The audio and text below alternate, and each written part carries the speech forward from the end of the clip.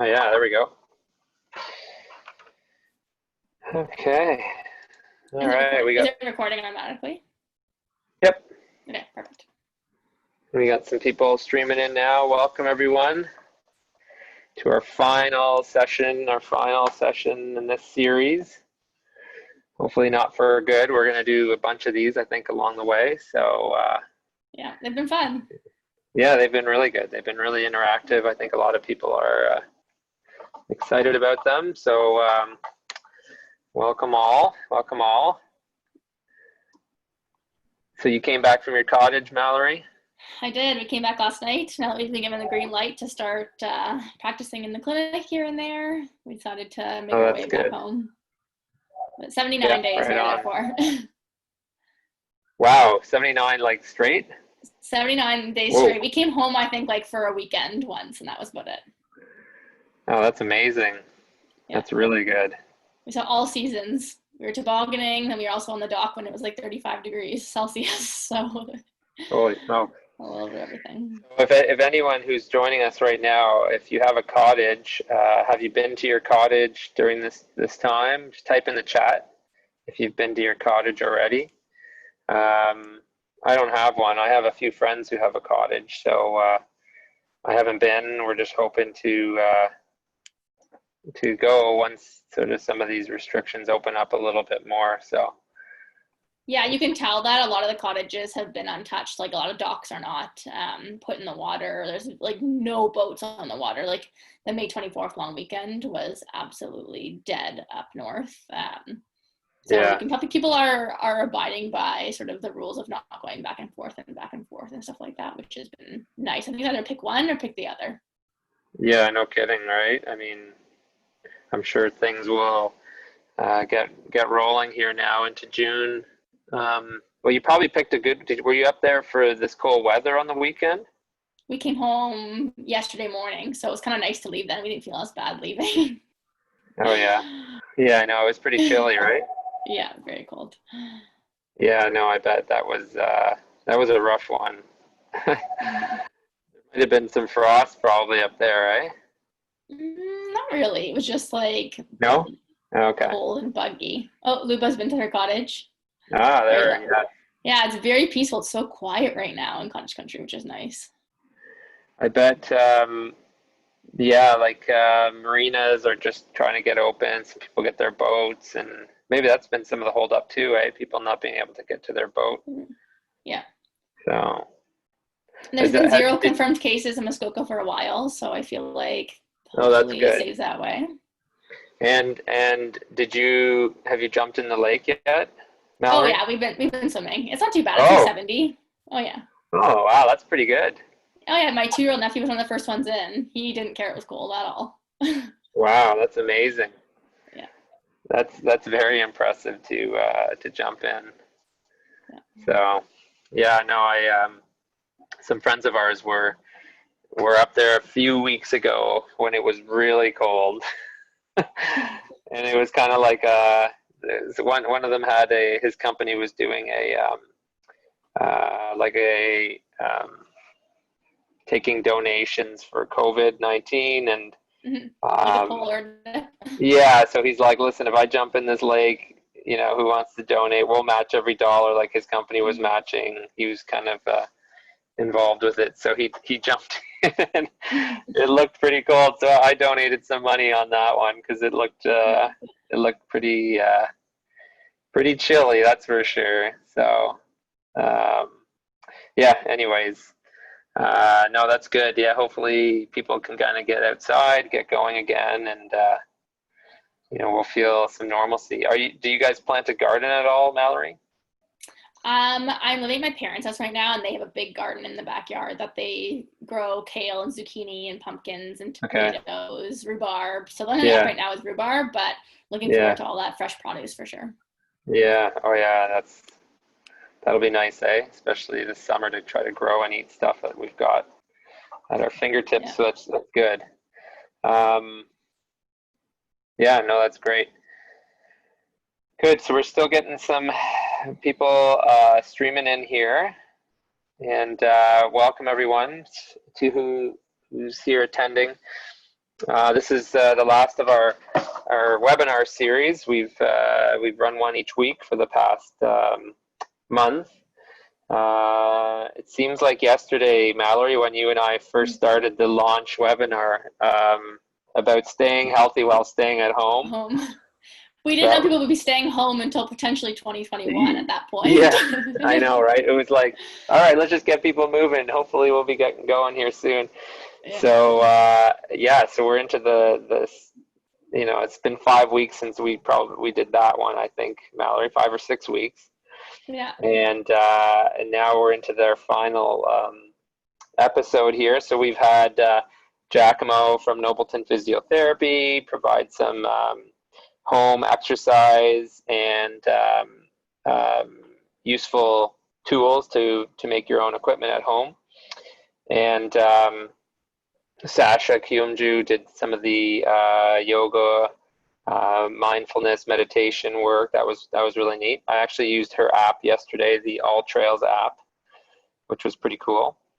And I heard there's some great apps mentioned in that. Yeah. So, and I've used the Tabata timer app. She had also recommended as well. And last week, Dr. Melissa Siragusa from Nobleton Optometry had a great chat about digital media and our eyes in this digital age. So that was good. And now we finish this week with your talk on detox, right? Yep. So I'm excited to hear about this stuff because this is something that I've always wanted to try. Yeah. So I'll probably be asking a lot of questions. A lot of questions myself, actually, especially these past 2 months. God, we've been doing is sitting at home eating food. And I can definitely tell you that I've had a bunch of patients reach out that were like, okay, you know what? It's time to get my health back under control. From the beginning, kind of just let it go to the wayside and was like, you know what, survival mode, do what I need to do. But now that I realize this is more of like a long-term thing, like this isn't okay. Yeah. Yeah, no, totally. For sure. Has anyone out there been given any sort of memos from their companies or anything like that on how long they'll be working from home until? Like I know Google has said that they'll be working at home from at least until 2021, like in January. I think some other companies said they're not even ever going to go back to the office. They're going to stay remote from now on because they realize that they don't need the space and they're able to be just as efficient from home. Yeah. Anyone out there return to work timing to go to your office if you're working? Anyone have anything to input in there in the chat? Well, that's a long time, Those Google folks. Yeah, September 20th. September 8th, 2020. Yeah. There's a Q&A up there, Mike. Can you just open that? I can't do it when I'm sharing my screen. Okay. Yeah, so it's a question here that we could get to.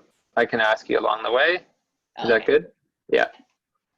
Yeah, Ursula, we saw that question there, so I'll get to that. We're just going to wait a few minutes, folks. I know the Zoom software has probably asked you to update your Zoom platform today, probably when you signed in. They had just made some changes, I think May 30th effective. So I just want to give a few minutes here for some people who are probably in the process of, getting their Zoom set up so they can join this webinar today. So we're just going to wait a few minutes, but we will be done by 1 o'clock. Right, Mallory? Yes, we should be. And there'll be questions at the end, perfect. And if you feel like you need to leave during the questions, then that's not an issue. Yeah. Yeah, so so we'll see. Hopefully the schools, the kids get back to school in September. I don't know how that's all going to look for kids, and whether it's splitting classrooms up or a day 1, day 2 setup. Even I think that in itself is so hard for people to be able to return to work normally. Yeah, I mean, that's it. Yeah, like there's no camps this summer, really. I know that's an issue that we're struggling with as well, is dealing with that. So, all right. What do you think, Mallory? Should we get started here? A couple more minutes? What do you think? Yeah, wait a few more minutes. Okay, no problem. It's only 12:02, so we'll wait a couple minutes. Yeah, some people are still streaming in. Yeah, Darren writes, hockey won't be starting until November. So is that for, Darren, sorry, is that for like minor hockey? I would assume, is that what you're talking about, minor hockey? Yeah, all right. Yeah, it seems crazy they're making decisions on things that far ahead. I feel like everything's changing every single day. And I know for like safety reasons and the patterns that they've seen, but it just seems like it's only June 1st to make decisions about like next December, November already. Well, the thing is so hard for kids hockey, like right now, they need to be doing, they should have been doing registrations a month or two ago for next season. Like that's just so they can plan ahead and, you know, get permitting and all that stuff. So I can see why, but yeah, no, it's that's good. At least we're kind of moving in the right direction. You know, you look around in the world these days. I mean, there's a lot of issues going on, not just the pandemic. Seems like a confluence of events are just like the perfect storm of everything right now. I hope we can all get through this together, you know, society as one, right? So we'll see. All right. I think it's probably a safe bet to maybe get rolling here. Yeah. So folks, for those who are here, again, if you have questions, you can put it in the chat. You can put it in the Q&A, and we'll get to your questions, and I'll be keeping track of them. Dr. Mallory Reinthaler here, our naturopath, will be presenting her topic on spring detox, and I'll be sure to kind of keep monitoring things and let her know along the way some questions, and we'll go from there. Sound good? Perfect. All right, Mallory, you're ready. Go to it. All right, so welcome everyone to starting your spring detox. I've done a few detox workshops in the past, but it's the first time doing it as a webinar form. So if anybody has questions along the way, I know it's a little bit harder to ask, so as Mike mentioned, just pop them in the chat box there and we'll get started. Oops, there we go. All right, so you may see at the bottom there's the little chat. That will pop open a screen where you have an option to view to everybody, all panelists and attendees, or just to all panelists. If you have any personal questions, you can just make it all panelists and that would be confidential. But if you keep it as all panelists and attendees, then it facilitates more conversation. And then everybody has been muted and no video, so we won't be able to see you or hear you. So don't worry if you have anyone talking in the background, or if you're wearing your pajamas right now, we can't see you. All is good. For the question and answer box, I can't see that while I'm sharing my screen. So just please make sure that you don't address it to myself only, and just make sure that it's viewable to Mike as well. And just so everyone knows, we are recording these sessions, so we will get it put back up as well for people to view again later, just as our other ones.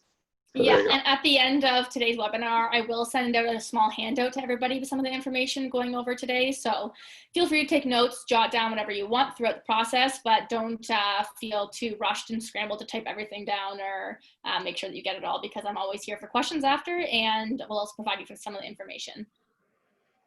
All right, so just starting off with who I am.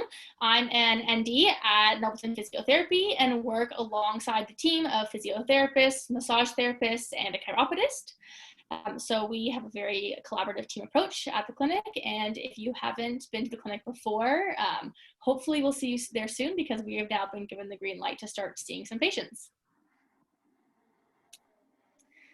All right, so what we'll be discussing today. So what in the world is a detox? People that haven't done one before, never heard of it before, have heard of it but always been curious. We will go over what it is, what it looks like, different types of detox, who should and who shouldn't be doing a detox, just make sure that everyone up there is doing it safely, as well as how to get started. And then I do have a detox program that is accessible to everybody that is on the webinar today. So if you're interested in that, we will talk about that as well. So to start off, we have a few poll questions. I will run the poll here. Oh, actually, Yes, cool. Okay, so I will allow the poll here. There's just 2 questions. 1, have you ever tried a detox before? So that's yes, no, and I started but gave up. And then 2, the type of detox that you'd be most interested in. So there's a few that we'll go over, and we'll talk about some of them in detail, and then sort of the pros and cons of different ones. So I'm just interested to see what everyone is looking at so we can focus on that. We have some of the polls coming in. Excellent. A lot of people are interested in the gentle cleanse one. Yeah. And a lot of no's. I would be in the no category as well. Yeah, I've never, yeah. Yeah, their detoxes are, I'd say a lot of people out there haven't tried one, but I've always been interested in one. There's just so much information out there that it gets kind of confusing on like what to do, what not to do. So hopefully we'll answer those questions today so you feel a little more confident trying it out. Great. All right, so it looks like we have about 61% of people have said no. They've never tried a detox before. And 2 people have started but then gave up. So hopefully any barriers that you came across during that detox, we can help you get through today. And then most interested in, we have gentle cleanse, about 76% of people, a couple for an intense detox program, and then a couple for juicing, caffeine-free, and sugar-free. Yeah, there's the results there. Yeah, excellent. So I'll share the results there if you can quickly see them. Yeah. Need to do detox due to this. The COVID period, yeah. Extra that's everything. Right, Sandra, you're right. A lot of us need to detox, yes. All right, so starting off, what is a detox? So the word detox comes from short form of detoxification. So we're trying to eliminate toxins from our body through a detox diet. Now, our bodies have a natural way of detoxing, and we're constantly doing it 24/7. It includes a couple of different organs in our body, and what we're doing during a detox diet is just a short enhancement of that. So we're not doing anything that our body can't naturally already do. We're just giving it the ability and some tools to just sort of increase that process for a short window of time. Because they are quite extreme, usually it would be around 7 to 14 days and no longer than that. The more extreme, the shorter, the more gentle usually is longer. So it depends on what kind of detox is being done, but usually it's not for everyday use for your whole life. It's just a short period. What it can do, though, is through the process of doing a detox, you can learn simple tips and tricks to just implement here and there. And you'll see as we're going through that some of them aren't super intense and just nice, gentle things on your system that you can implement on a daily basis, as well as recipes that you come across during detoxes that you're like, hey, I actually never tried that before. So now I know that I really like quinoa, for example. So maybe I will have quinoa in my daily routine now. And can these detoxes, do they help with weight loss or assist with weight loss, Mallory? Is that the idea behind? So we'll get to that on like different reasons why you'd want to detox. Sure, gotcha. So when we talk about toxins that we are trying to filter out of our body, toxins can be everything from plastic, sugar, caffeine, animal fats, drugs, alcohol, perfumes, beauty products, paints, detergents, chemicals, and pesticides.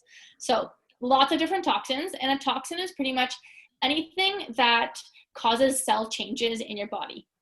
Whether that's oxidation, so if you think about a penny, if you leave it out in the rain and in the ground for a while, you'll see it starts to almost get rusty on the outside. That's oxidation, so that can occur to cells in our body as well in a different way. But anytime a cell is oxidized, it has the potential to replicate improperly. So that can lead to certain risk factors for diseases, long-term chronic conditions. So we do want to do a detox once in a while to just sort of help flush out things that may be stuck in our system, and that includes some of these toxins here. Wow. So some of them, so for example, the plastics and beauty products have things called phthalates in them, and those affect the liver, the hormones, the kidneys, and the blood vessels. So all of these here have different kinds of toxins that can have harm on the body.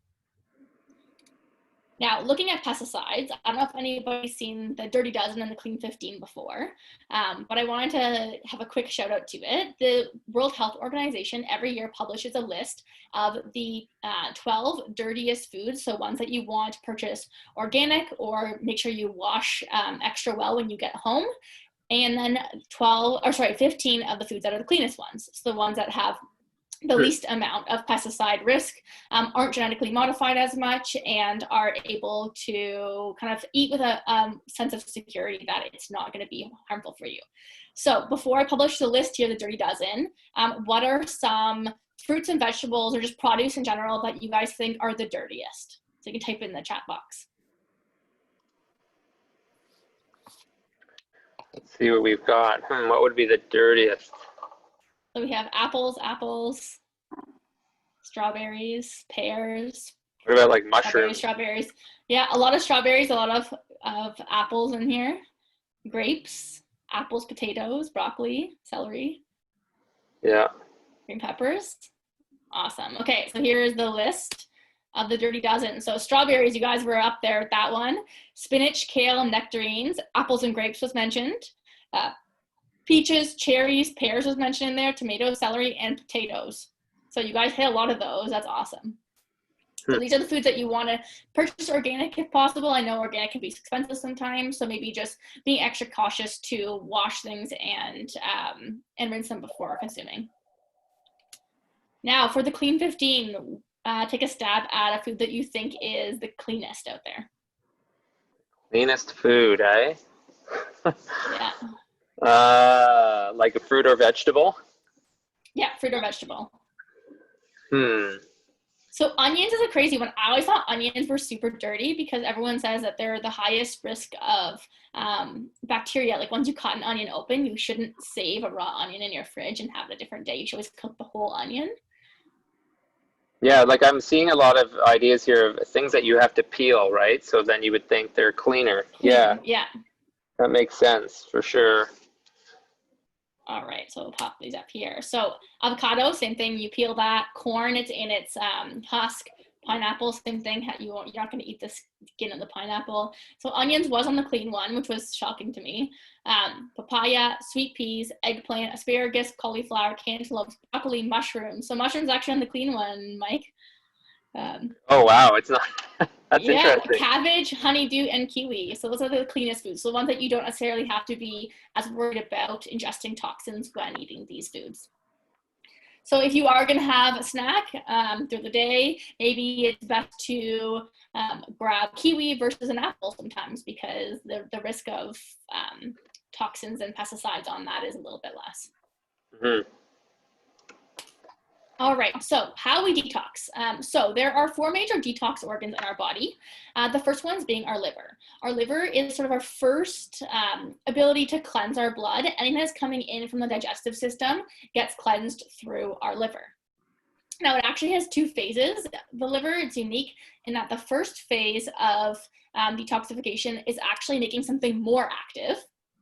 And then the second phase of detoxification is actually making it less active. So there's 2 phases in that liver detoxification. We have to make sure that we upregulate both. Because if we only upregulate the first half and that second door isn't open, we can actually bung up the liver and clog the liver with more toxins than we actually want to. So the liver is super important to make sure it's always part of any detoxification process. Our kidneys is our second form of blood detoxification because it filters both the water and the toxins out of your blood to create your urine. So making sure that we're having lots of fluids during a detox program is super important to flush out all of our organs, especially our kidneys. Our stool, so our bowels, and that one's self-explanatory that that's an elimination organ, that we need to keep things flowing there in order to eliminate properly from our body. A healthy number of bowel movements to have per day is between 1 and 3. So if you're having a stool every 2 or 3 days, you aren't ridding the toxins out of your body as fast as you should be, and things are sitting there unnecessarily. So a detox program will usually involve trying to get that stool on a more consistent basis and making sure that there isn't any constipation going on. And then last but not least is our skin. So our skin is a secondary organ, and it usually shows up like rashes similar to eczema, acne, and psoriasis, things like that, usually tell you what's going on inside your body. So it is a detoxification organ, trying to let things come out of your pores, and also important during a detox program. Hey Mallory, where does where do artichokes fit into this? Are they listed on any of those clean foods, or? I don't believe they were. So I would say No. somewhere in between. Have you heard anything about them helping to detox the liver at all? Oh, so artichoke, when you come to, sorry, I thought you meant the clean 15 versus the dirty dozen. Sorry. It comes to dietary things, we can include certain foods, and artichoke is good for detoxing the liver. Sometimes people will add that into their diet plans, but there are a ton of different supplements as well that you can have detoxes, and some of them do have artichoke in them. Great. Okay. That was a question we had, that's why. Who should be, hold on, sorry. There we go. So who should be detoxing? So you can use detox for weight loss 100%. Often detox programs will have dietary changes, and that can lead to weight loss in itself. But it also does help sort of allow the food that's being brought into your system to be filtered out properly, especially when we get those bowels moving. Any gut disturbances, hormonal imbalances, all of these use those organs we mentioned, like the liver and the bowels and the kidneys. So making sure that those are moving will help all of these conditions. And then if you do feel really sluggish and don't really have a ton of energy, it can help. However, be careful that if you have quite a low vitality and are really, really just extremely exhausted, sometimes that's not the best person to be doing a detox. And then if you, in general, feel healthy and just want a little bit extra boost, a detox is always a good option for you, because you have all the necessary systems running, we just need to like add a little bit extra boost. Now, who shouldn't detox? Keep skipping, there we go, sorry. Who shouldn't detox? So if you're pregnant, detoxing is not safe. If you're elderly and heavily medicated. So for an example, the liver, I mentioned that there's 2 different phases of detoxification. If you're on medications and you upregulate that second part of the detox, you're actually making your medication less active earlier than you would intend.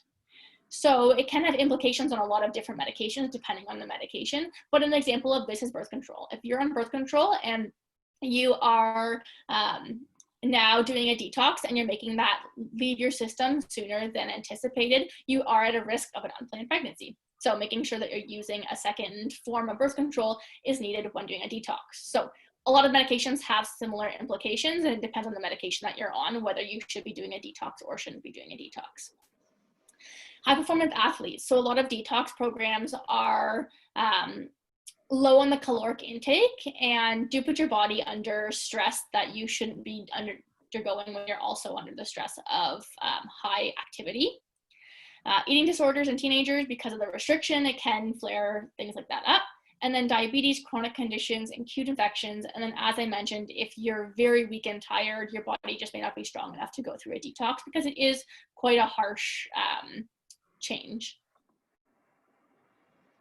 So Mallory, we had a question here that came in, just with respect to different occupations. So if people are maybe exposed to different chemicals or whatever their occupational hazards may be, would it be recommended they look at a more intense detox comparatively?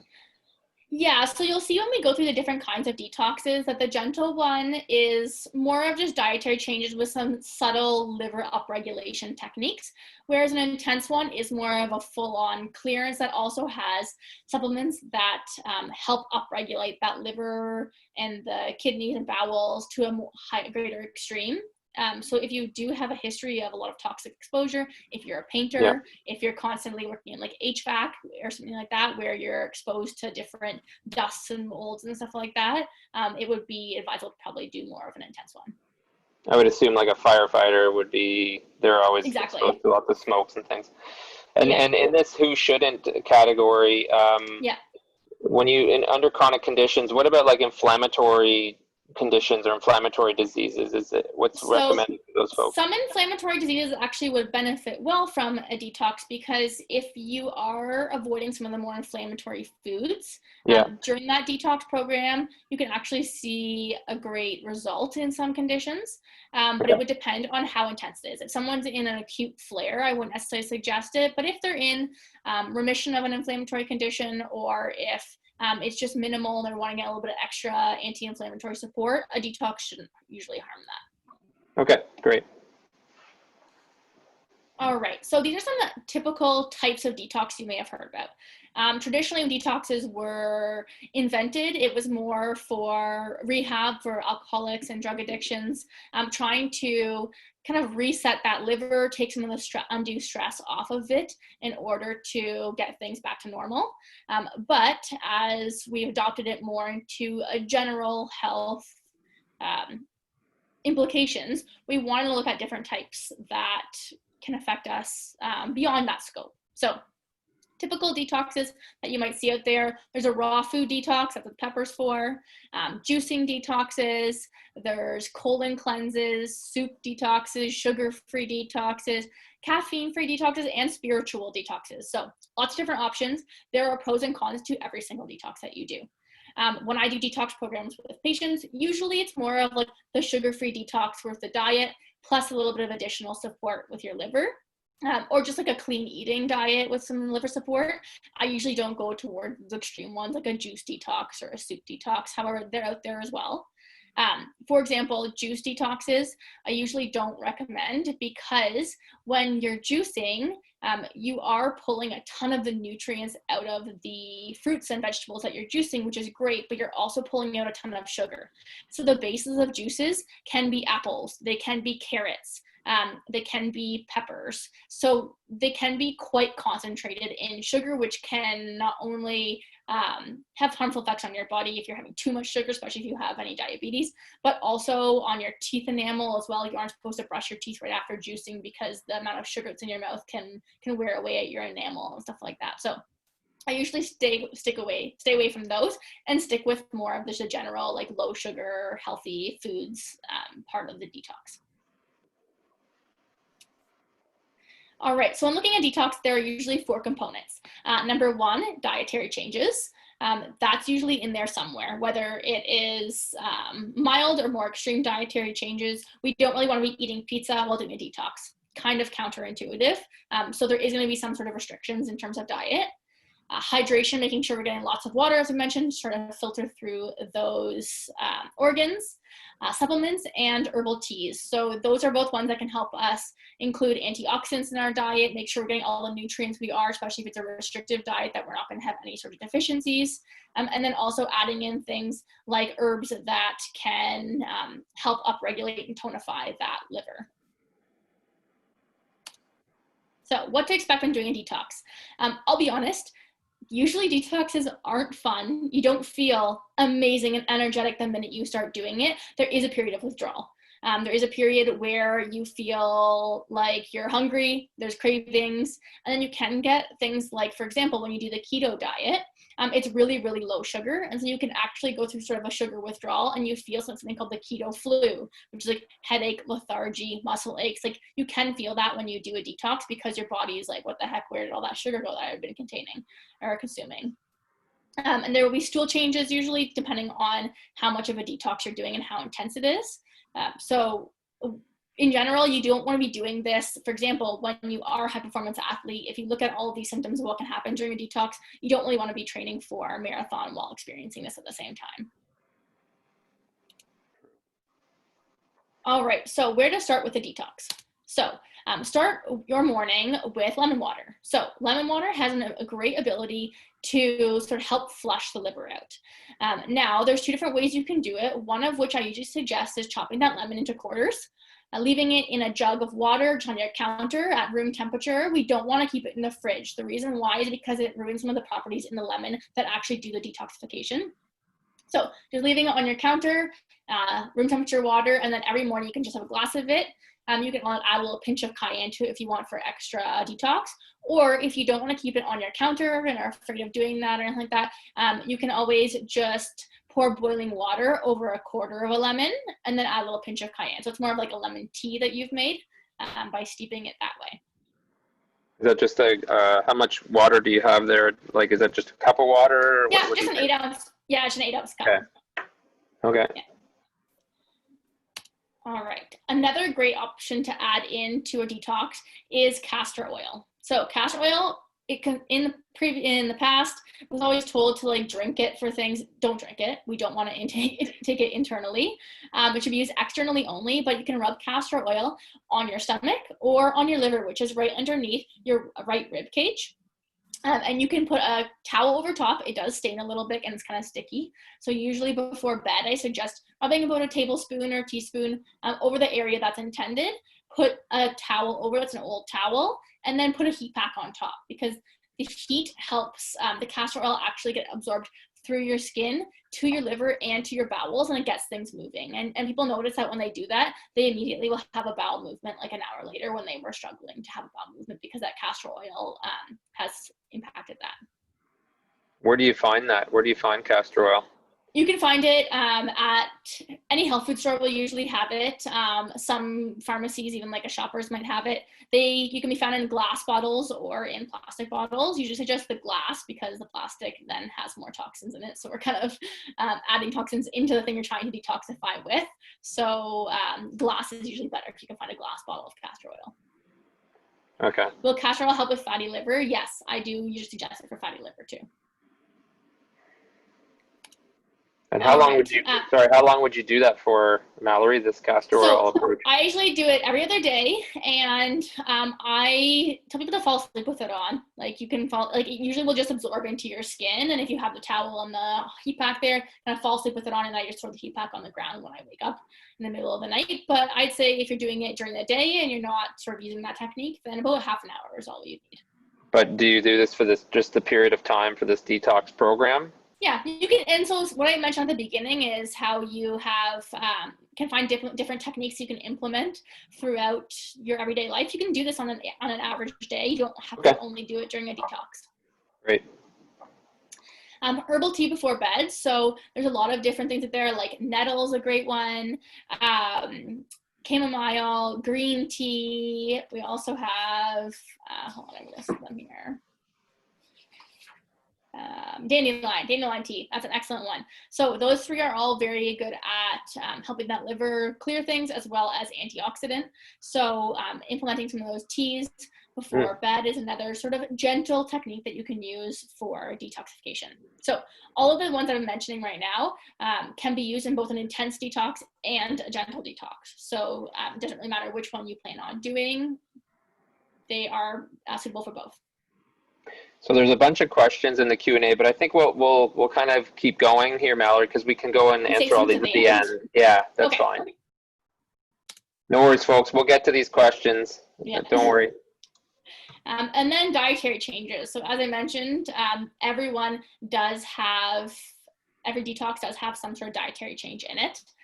The typical dietary changes that I do during a detox is trying to restrict caffeine, alcohol, soft drinks, dairy, gluten, peanuts, packaged foods, sugar, and sweetener.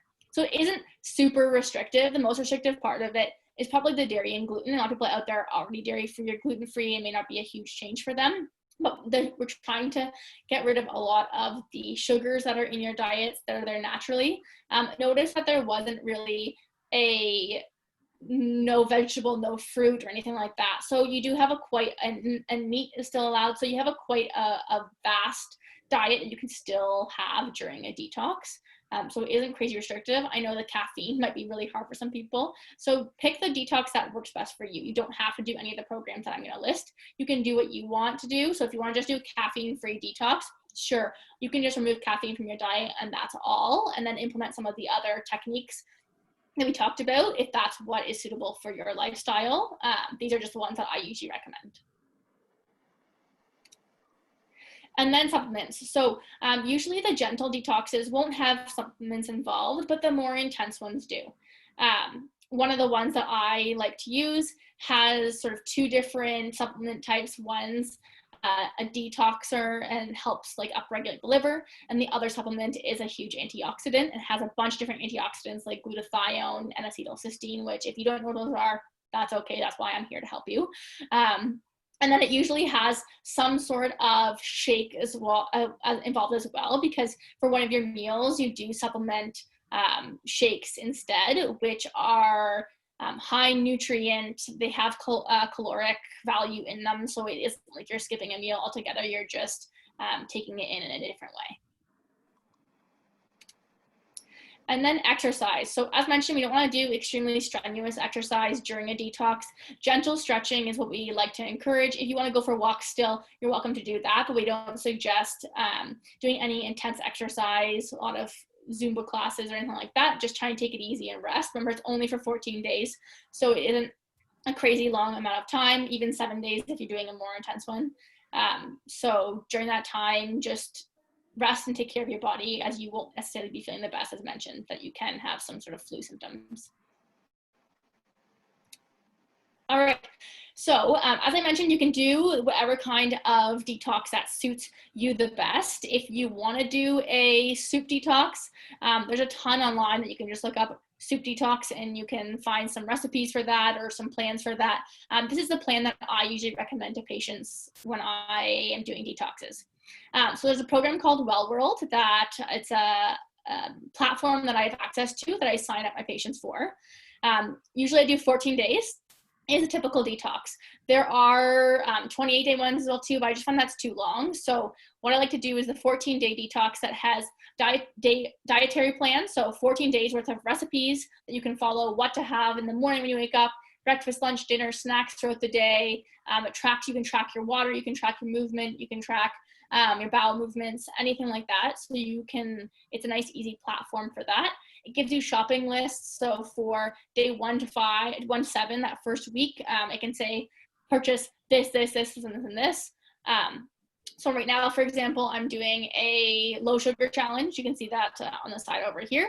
And this is one of the recipes. So quick and easy turkey burgers. There's no buns involved, but it does have the recipe for how to make the actual patty. And then along with the turkey burgers, it also has, for example, like sweet potato fries and spinach. So not crazy low on the caloric intake and easy to follow, and you can track it easily. It also has a feature through the platform where you can text your ND. So at any point, if you have questions and you're like, hey, I'm not feeling well today because of this, like, do you think it could be related to the fact that I didn't drink any water today, or whatever it may be, I can easily ask back or answer your questions for you through the app, and just having that access during the program, people really like that ability. Now, sample day 1. So this is more of the gentle detox. What I do for the gentle detox is I actually do that low sugar program, where it's 14 days worth of dietary plans, and it does include breakfast, lunch, and dinner. So you do get 3 meals a day. It's just lower on the sugar. So it's more like a healthy eating style, but then you're also going to implement the techniques we mentioned before with the different teas, the castor oil, and the lemon that you can have every single day for those 14 days. You can even do this one for 28 days if you're liking it and you want to, because it isn't the harsh one, so it can be a bit longer. So when you wake up in the morning, having that hot water with lemon and a pinch of cayenne. Breakfast, chemo breakfast cereal. I had that one this morning. It was delicious. Lunch, a sesame kale salad. Snack, low sugar green smoothie. Dinner, turkey burger, sweet potato fries, and sauteed spinach. And then before bed, nettle tea and castor oil pack. So this is option number 1 in terms of a gentle detox. Remember, it's a low sugar diet plan through that same platform, so you don't have to have any sort of supplements on the side. But remember, because it's gentle, you may not feel as horrible through the process as well too, in terms of like the headache and the cravings. But if you aren't used to eating like this, then maybe that would be a big change for you. Now, number 2 is a more intense kind of detox. So this one, through that Well World app, you do have an option to do this intense program where you can do it either include meat or do a vegetarian version of it. Same with the other one, the low sugar one. But this one only really gives you a lunch and snacks. So as you can see, lunch, you have that turkey burger, roasted vegetables, spinach salad with a mustard vinaigrette. snacks, half an avocado and bone broth, and then an apple with almond butter. But then for breakfast and dinner, you are having the Pure Paleo shake and supplement pack. So this is the intense one where we do have supplements on the side that are doing the antioxidant, the detox supplement at the same time. You can purchase these supplements through the Well World app, but there is a cost associated because it is the intense one with supplements. And that supplement pack does range around $200-ish, I believe. I'd have to double check that for you if anyone's interested in this version. But both of these are free for you to get on the app, to get all the dietary plans, and you don't have to necessarily see me ahead of time. I can upload you to the app. For the second diet plan, because there is supplements involved, I do have to just do a 15-minute consult with everybody that wants to do this plan, just to make sure that it's safe for you, that there is no interactions with any medications that you're taking, and that I'm not putting you in any harm's way, as well as fill out like an intake form and consent form. So I personally don't have to see you for a full visit, just make sure that I'm not putting anyone in harm's way. So these are the two plans that I usually recommend for patients. If anybody is interested in more information on option 1 or option 2, you can just put that number down in the chat box. If you make sure you put it to all panelists and attendees when you are typing it, then we can go back after the fact and just mark down everybody's name that was interested in doing number 1. Yeah, that's a good point, Mallory, because if you only mark it as all panelists, we won't be able to grab that off the chat later. So just click your link down to all panelists and attendees and just indicate if you wanted number 1 or number 2, some information from Mallory for that, and then we can be sure to reach out to you after with that. Okay. Great. Yeah. Excellent. Some gentle detoxes, lots of gentle detoxes coming in. So Mallory, do you want me to ask you a few questions now, or do you have a spot where you're going to be doing some questions, or are you still going on? And so we'll just give everybody a second to write something down in the corner here. And then, so what I just have as my last slide here is, in general, where to find me. So if you have any questions about things we talked about today in terms of the detox programs, feel free to reach out. My email there is at the bottom here, dr.reinthaler@gmail.com. You can also contact the clinic and they can put you in touch with me. And then our Instagram here, Dr. Mallory Reinthaler and Nobleton Physiotherapy. So give us a follow and you can see all the fun information that we've been sharing throughout COVID and beyond that.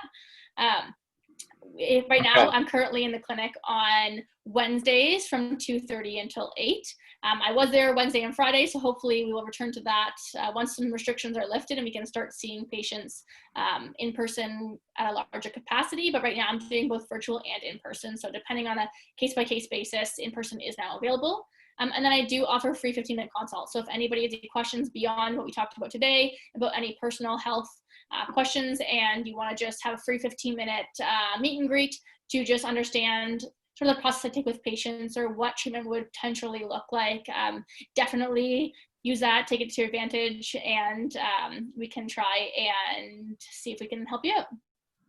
Okay, great. All right, so I'll start leading you into some questions here now, Mallory. Okay. So just off the top, I'd rather use natural. Ursula writes this, so what's a good anti-inflammatory then as natural? Is that just dietary changes to improve for anti-inflammatory things? So for anti-inflammatory in general, so detoxes aren't 100% anti-inflammatory, but there are different sort of dietary plans. So you can do dietarily wise in terms of trying to remove inflammatory foods, but there are other inflammatories out there like curcumin and boswellia, but it totally depends on the type of condition and what it's for, whether it's for arthritis, whether it's for gastrointestinal issues, whether it's for I don't know, any knee pain. So it totally depends. And it depends on what medications you're on too. Like some people, anti-inflammatory shouldn't be joined with other medications. Okay, great. Another question here. If you're unable to take prescribed medications for cholesterol, what's a good natural, is there a good natural substitute for that? So same thing with the anti-inflammatory. It totally depends on the person and what they're on. There are different dietary changes you can make. There are supplements you can take, but it's more of a personal one-on-one question because there's more to then just an end-all be-all one supplement Yeah. for cholesterol. Okay, great. All right, next question here. Is there, so I would imagine there's a detox that's safe for diabetics. I'm sure that's the sugar-free detox. Is Yeah, that just right? make sure when you're doing the detox that you are following, like if you are tracking your sugar levels at all or anything like that. If you are sort of pre-diabetic, usually the sugar-free one is great. But Yeah. if you are taking any sort of insulin or anything like that, just making sure that you're monitoring that as you're going along, because we don't want to put you in any harm's way there. Okay, good. Just off to the side here, the chat. Mallory is taking in-person appointments, right? Mallory, you're in the office here on Wednesdays. So Sandra, Yes. she is going to be here on Wednesdays, 2:30 to 8. So you can certainly touch base with her. Okay. Can lemons be stored in the fridge? I know you mentioned having lemons, if it's cold, the lemon water. Yeah, so you want to keep the lemons on the counter. Don't store them in the Always. fridge. Yeah. Okay. Oh, wow, In that's good to know. general, lemons can be stored in the fridge like on a daily basis if you're just using it for adding it to recipes and things like that. But if you're purposely using them for a detoxification purpose, keeping them out on the counter is usually best. Okay. Now Amazing. you will, after a few days of chopping up a quarter of a lemon and putting it in water, you will find that the lemons are to go kind of scuzzy. So just kind of replacing it once in a while is a good idea. Okay. And another question about the lemon water. Is it okay to put some drops of oil in the lemon water? Is that I don't necessary? see why it wouldn't be. It depends. Is it like if it's essential oil versus if it's like canola oil or olive oil? Like I think Yeah. it depends on what it is. Okay. Now you mentioned some of the herbal tea stuff. What's good about Yes. nettle tea? So nettle tea is a liver tonifier, which means it upregulates the liver. So that one is directly at aiming at the liver. Okay, so that's a specific. Sorry, Sandra, you were just saying she cut out. What's wrong with lemons in the fridge? So it does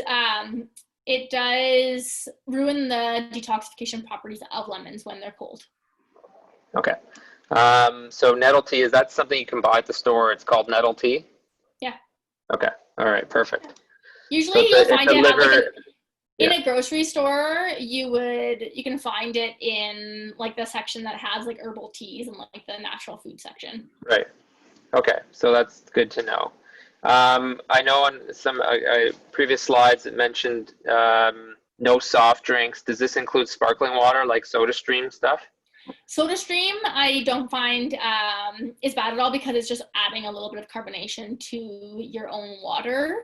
I try to stay away from canned drinks, so like any sort of club soda or anything like that, because it does have like salt added to it. So the best kind of pop you can have or soft drink you can have is making SodaStream yourself. Okay. Trish writes here, so kale was on the dirty dozen list at the beginning, but it was in some of the detox suggestions. So the question is, how bad is kale versus its excellent properties? I'm assuming those dirty dozen ones you just have to clean more. Is that right? Correct. Yeah. So you just want to wash your kale well before you blend it into a smoothie or whatever you're making it for. Because it is sprayed with pesticides, and a lot of the ones that are like broccoli, kale, bok choy and stuff like that, because they're leafy, there's a lot of surface area for pesticides to land on. So that's why washing is always best with those sort of greens. What's the best way you say washing them? Like vinegar and water?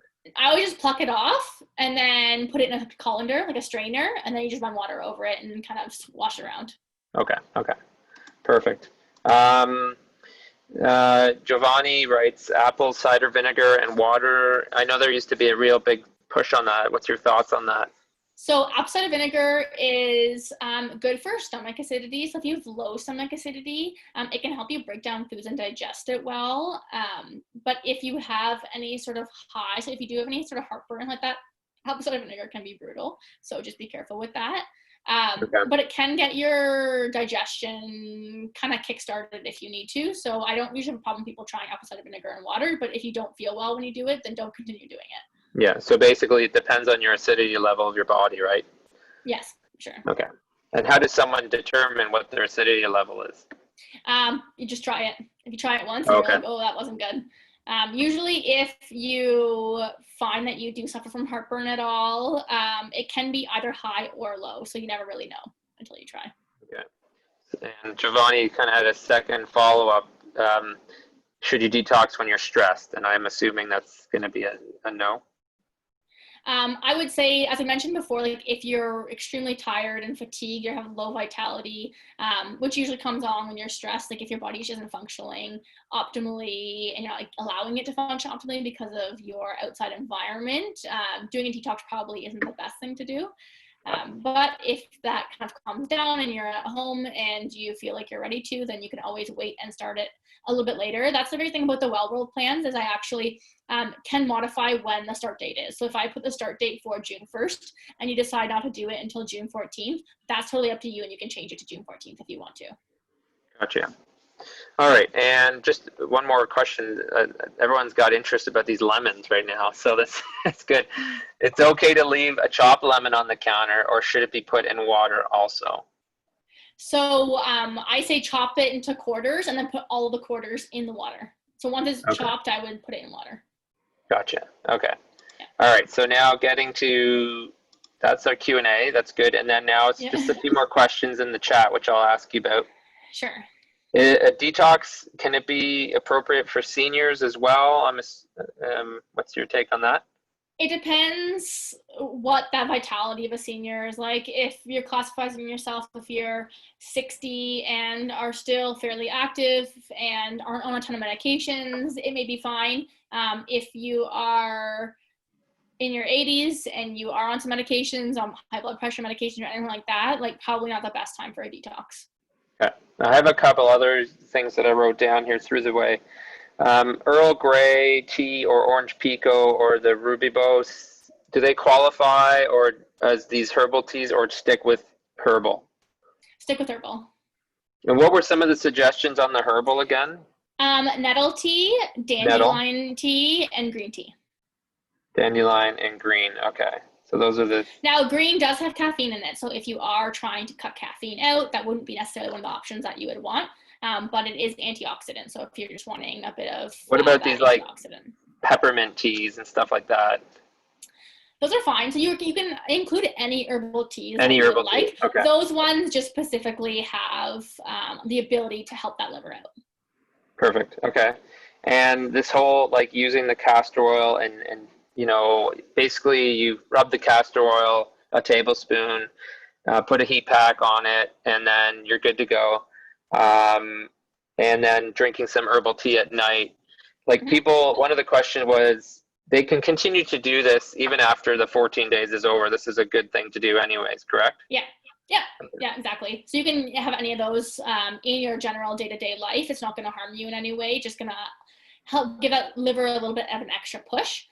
The ones that we don't want to be doing for a long period of time are the extreme caloric restriction types of detoxes or the supplements where we're really giving that big push to the liver and the kidneys. Okay.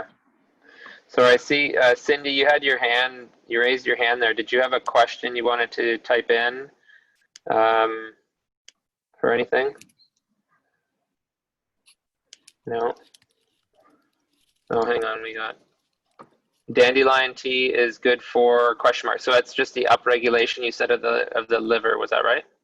Yeah. So it has an ability to increase the amount of bile that's flowing out of our liver. So it helps with that detoxification process.